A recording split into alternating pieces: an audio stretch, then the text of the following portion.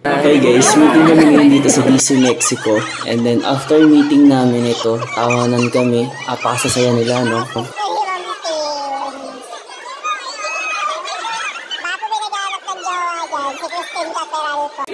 After namin dito sa meeting, naisipan namin nagmang inasal dahil gutom na kami. Gusto namin nag-anli rice. Andin yung motor namin. Pakainit.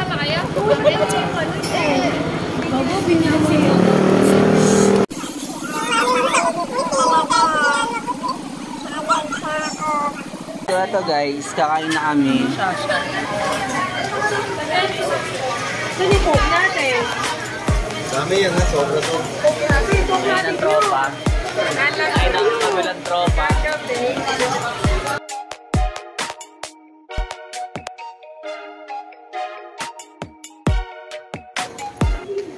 Ayan, busog na kami. Then punta na kami dito sa Dep Store para mag-window shopping. Yung mga 50%. Yan po, para po tayo ng 7-Eleven. 7 sa labas, 11 sa amin. Window shopping lang po kami.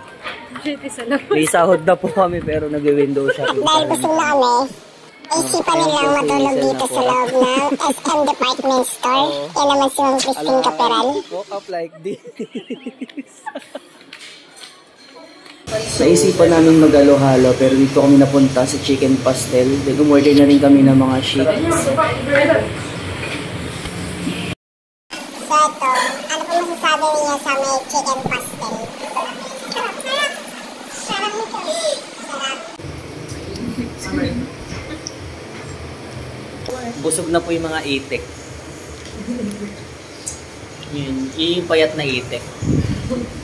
Ngayon mataba na siya.